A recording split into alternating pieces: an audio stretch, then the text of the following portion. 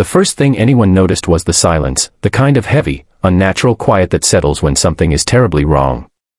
On a fog-wrapped morning at the edge of a forgotten farming valley, a little girl stood frozen inside an old wooden shed, her heart pounding as 4 large police dogs stared back at her with eyes that held confusion, fear, and a faint, broken hope. They were trained to protect cities, to serve people who had long since disappeared from their lives, and now they sat abandoned on her family's farm, waiting for something none of them could name. What happened next would ripple through the lives of everyone who heard the story, changing the meaning of loyalty, courage, and kindness in ways no one expected. If you believe in kindness, second chances, and the quiet power of compassion, take a moment right now to like this video, share it with someone who needs hope, leave a comment, and subscribe to the channel. Stories like this exist because people still care, and your support helps keep them alive. The girl's name was Eliza, and she was only 9 years old, small for her age, with sun-lightened hair and hands already rough from helping her father on the farm. Life had never been easy for her family. The farm was inherited land, worn down by years of drought, debt, and loss. Her mother had passed away when Eliza was younger, leaving behind a house that felt too quiet and a father who tried his best but carried grief like an invisible weight on his shoulders. Eliza learned early to be observant, to listen to the land, to notice things others missed. That morning, it was the sound that caught her attention first, a low, restless shifting coming from the old shed that hadn't been used since before she was born. The shed stood at the far edge of the property, its wooden boards weathered and warped, its doors hanging crooked on rusted hinges. Most people avoided it, not because it was dangerous, but because it felt forgotten, like a place the world had moved on from. Eliza, however, felt drawn to it, guided by the same quiet instinct that made her gentle with injured birds and patient with frightened animals. As she stepped inside, the smell of straw, dust, and something else filled the air. Then she saw them. 4 German shepherds, sitting in a tense line, their bodies lean, muscles tight, ears alert but weary. They wore old police collars, faded and cracked, still bearing the marks of service. At first, Eliza felt fear. These were not farm dogs or playful pets. They were working animals, trained for discipline and control, and yet there was no aggression in their posture. Instead, there was restraint, as if they were waiting for a command that never came. One of them, slightly smaller than the others, had a scar along his muzzle. Another limped subtly, favoring one leg. They were hungry, thirsty, and clearly exhausted, but they remained still, watching her with eyes that reflected years of obedience and sudden abandonment. Eliza did not run. She did not scream. She simply stood there, her breath shallow, her heart racing, and in that moment, something inside her shifted. She saw not danger, but loneliness. She saw creatures who had been useful until they were no longer convenient. Slowly, she backed away and ran toward the house, calling for her father. When he arrived and saw the dogs, his face tightened with concern. He recognized the collars immediately. These were police dogs, likely retired or deemed unfit and discarded without care. The reality angered him, but anger did not solve hunger, nor did it heal fear. They brought water first, then food. The dogs ate carefully, not desperately, as if still following rules drilled into them long ago. News traveled quickly in a small farming community, and by afternoon, neighbors began to arrive, whispering theories and warnings. Some said the dogs were dangerous, others said they should be reported and taken away. A few suggested putting them down before something went wrong. Eliza listened from the porch, her hands clenched, her chest tight. She had already decided something important, though she didn't yet know how to explain it.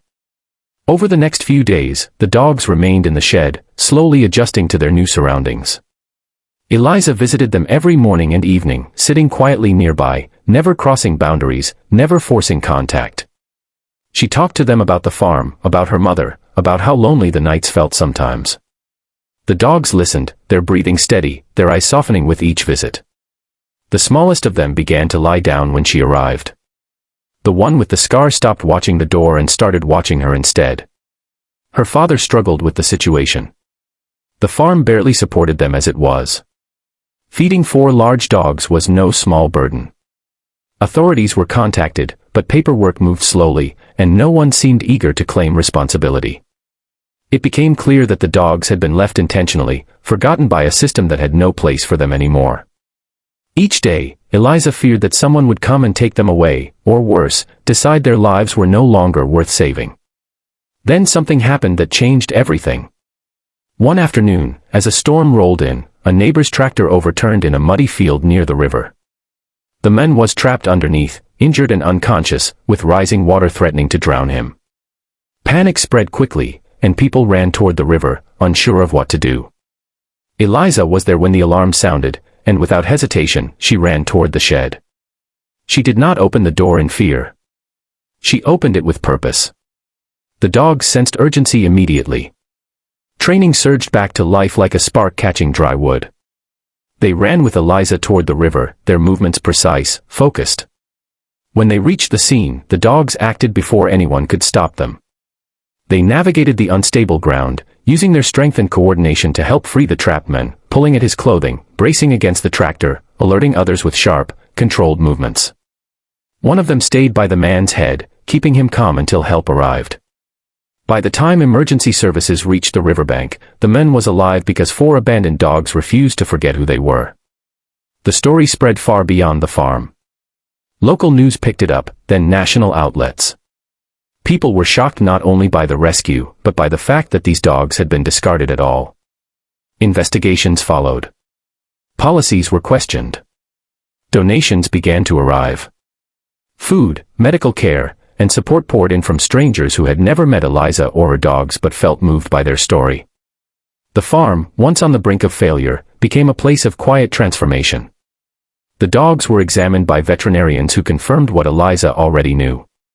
They were older, some injured, all tired, but still capable, still loyal, still deserving.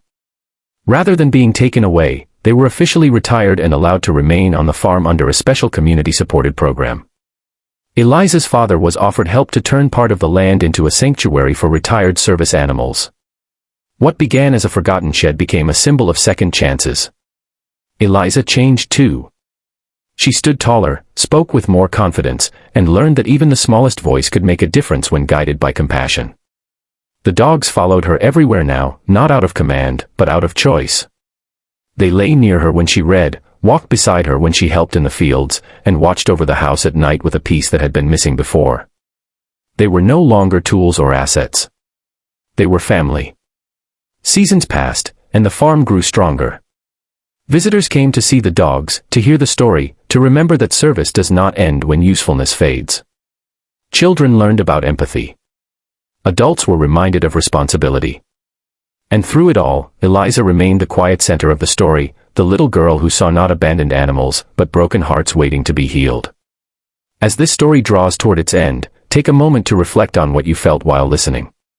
If this journey touched your heart, if it made you believe a little more in kindness and second chances, please like this video, share it with others, and subscribe to the channel.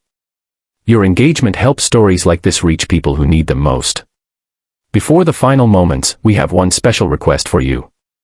Please comment below and tell us what this story meant to you, or share a moment when kindness changed your life or the life of someone you love.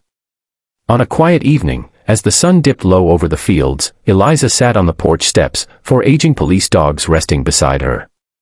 The world felt different now, softer in places it once felt sharp. Not because the pain was gone, but because love had stepped in where neglect once lived. And in that stillness, it became clear that sometimes the most powerful heroes are not the ones trained to save the world, but the ones brave enough to care when the world looks away.